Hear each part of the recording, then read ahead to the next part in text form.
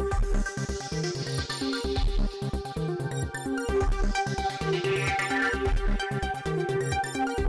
ದಿನದ ಟಾಪ್ 10 ಸುದ್ದಿಗಳಿಗೆ ಸ್ವಾಗತ. ನಾನು ಸೌಂದರ್ಯ. ಕಲಾಸಿಪಾಳ್ಯ ಚಿತ್ರಕಥೆ ಕದಿಯಲಾಗಿತ್ತು ಎಂದು ಒಪ್ಪಿಕೊಂಡ ಓಂ ಪ್ರಕಾಶ್ ರಾವ್. ಹೌದು, ನಿರ್ದೇಶಕ ಓಂ ಪ್ರಕಾಶ್ ರಾವ್ ಕಲಾಸಿಪಾಳ್ಯ ಸಿನಿಮಾದ ಕತೆ 7 ಬೇರೆ ಚಿತ್ರಗಳಿಂದ ಪ್ರೇರಣೆಯಾಗಿದೆ ಎಂದು ಒಪ್ಪಿಕೊಂಡಿದ್ದಾರೆ. ದರ್ಶನ್ ಮತ್ತು ರಕ್ಷಿತಾ ಅಭಿನಯದ ಈ ಚಿತ್ರ 2004ರಲ್ಲಿ ಬ್ಲಾಕ್ ಬಸ್ಟರ್ ಆಗಿತ್ತು. ಅವರು ಈ ವಿಚಾರವನ್ನು ಬಿಡುಗಡೆಗೂ ಮುನ್ನವೇ ಬಹಿರಂಗಪಡಿಸಿದ್ದಾರೆ. ಪ್ರೀತಿಯ ಮದುವೆ ದುಃಖದಲ್ಲಿ ಕೊನೆಯಾಗಿದೆ. 32 ವರ್ಷದ ಗೃಹಿಣಿ ಮೇಘ 4 ವರ್ಷಗಳ ಪ್ರೀತಿಸಿ ಮದುವೆ ಆದರೂ ವರದಕ್ಷಿಣೆ ಕಿರುಕುಳಕ್ಕೆ ಬೇಸತ್ತು ನಿದ್ರೆ ಮಾತ್ರೆ ಸೇವಿಸಿ ಆತ್ಮಹತ್ಯೆ ಮಾಡಿಕೊಂಡಿದ್ದಾರೆ. ಪತಿ ರಾಜೇಶ್ ಹಾಗೂ ಅವರ ಕುಟುಂಬದವರ ವಿರುದ್ಧ ಪೋಷಕರು ದೂರು ನೀಡಿದ್ದಾರೆ.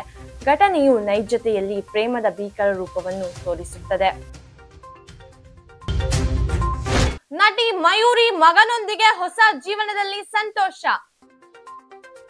ಕಿರುತೆರೆಯಿಂದ ಬೆಳಗಿದ ನಟಿ ಮಯೂರಿ ಈಗ ಮಗ ಆರವ್ ಜೊತೆ ಮಜಾ ಜೀವನ ನಡೆಸುತ್ತಿದ್ದಾರೆ. ಇತ್ತೀಚೆಗೆ ಫೋಟೋಶೂಟ್ಗಳಿಂದಾಗಿ ಗಮನ ಸೆಳೆದಿದ್ದಾರೆ.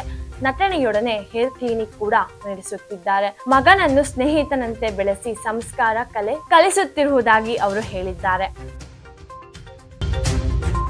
ಟ್ರಂಪ್ ಮೋದಿಗೆ ಹುಟ್ಟುಹಬ್ಬದ ಶುಭಾಶಯ ಹಾರೈಸಿದ್ದಾರೆ ಮತ್ತು ಉಕ್ರೇನ್ ಯುದ್ಧದ ಕುರಿತು ಮಾತನಾಡಿದ್ದಾರೆ.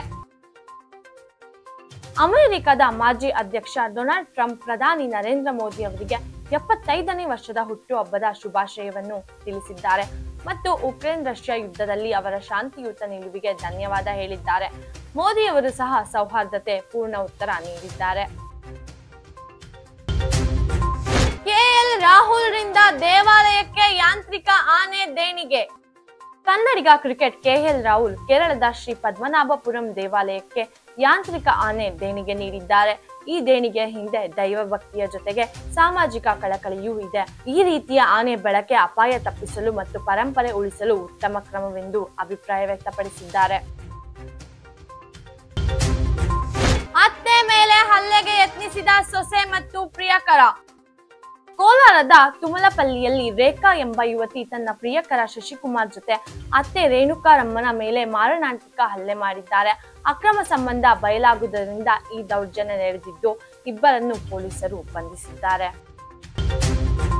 ಪತ್ನಿ ಪ್ರೇಮಿಯ ಜೊತೆ ಗಂಡನ ಕೊಲೆ, ಕುಟುಂಬದ ಭೀಕರ ಕತೆ.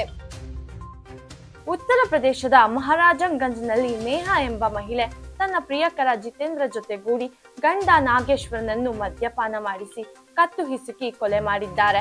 ಬಳಿಕ ಶವವನ್ನು ಬೈಕ್ನಲ್ಲಿ ಸಾಗಿಸಿ ಅಪಘಾತದಂತೆ ಎಸೆದಿದ್ದಾರೆ. ಹಿಂಸೆ, ಹಣದ ಆಸೆ, ಭಾವನಾತ್ಮಕ ಬಿಕ್ಕಟ್ಟು ಈ ಹೀನ ಕೃತ್ಯಕ್ಕೆ ಕಾರಣವಾಗಿದೆ. ಎಸ್ಬಿಐ ಬ್ಯಾಂಕ್ನಲ್ಲಿ ಶಾಕ್, ದರೋಡೆ, 1 ಕೋಟಿ ನಗದು, 13 ಕೆಜಿ ಚಿನ್ನ ಕಳ್ಳತನ. ವಿಜಯಪುರದ ಚಡಚಣಪಟ್ಟಣದಲ್ಲಿ ಎಸ್ಬಿಐ ಬ್ಯಾಂಕ್ಗೆ ಸಾಯಂಕಾಲ 6:30ಕ್ಕೆ ದರೋಡೆಕೋರರು ನುಗ್ಗಿ ಸಿಬ್ಬಂದಿಯ ಕೈಕಾಲು ಕಟ್ಟಿ ಪಿಸ್ತೂಲು ತೋರಿಸಿ ದರೋಡೆ ಮಾಡಿದ್ದಾರೆ. ಕೋಟಿ ನಗದು ಹಣ ಹಾಗೂ 13 ಕೆಜಿ ಚಿನ್ನಾಭರಣ ಎಗರಿಸಿ ಕಾರಿನಲ್ಲಿ ಪರಾರಿಯಾಗಿದ್ದಾರೆ. ಪ್ರಾಥಮಿಕ ತನಿಖೆ ಮೇರೆಗೆ ಪ್ರಕರಣ ಪಕ್ಕಾ ಪ್ಲಾನ್ ಆಗಿದ್ದು ಮಹಾರಾಷ್ಟ್ರ ಗ್ಯಾಂಗ್ ಶಂಕೆ ವ್ಯಕ್ತವಾಗಿದೆ. ಸೋಷಿಯಲ್ ಮೀಡಿಯಾದ ಮೂಲಕ 16 ವರ್ಷದ ಬಳಿಕ ತಂದೆ ಪತ್ತೆ. ಬಿಹಾರದ ನಾಗಿನಾ ಸ್ನಾಹಿ ಎಂಬುವರು 2009ರಲ್ಲಿ ತೀರ್ಥಯಾತ್ರೆಗೆ ಹೋಗಿ ನಾಪತ್ತೆಯಾಗಿದ್ದರು. ಕುಟುಂಬದವರು ಅಂತ್ಯಕ್ರಿಯೆಯೂ ನಡೆಸಿದರು. ನಂತರ ಇತ್ತೀಚೆಗೆ ಮಗ ತಂದೆಯ ವಿಡಿಯೋವನ್ನು ಗುರುತಿಸಿ ಗುಜರಾತ್ ವೃದ್ಧಾಶ್ರಮದಲ್ಲಿ ಪತ್ತೆ ಹಚ್ಚಿದ್ದಾರೆ. ತಂದೆ ಮಗನ ಭಾವುಕ ಪುನರ್ಮಿಲನ ಸೋಷಿಯಲ್ ಮೀಡಿಯಾದಲ್ಲಿ ಶಕ್ತಿಯನ್ನು ಮತ್ತೊಮ್ಮೆ ಸಾಧಿಸಿತು. ಎಐ ಫೋಟೋ ತಂತ್ರಜ್ಞಾನ ಯುವತಿಯ ಮಚ್ಚೆ ಗುರುತಿಸಿದ ಘಟನೆ.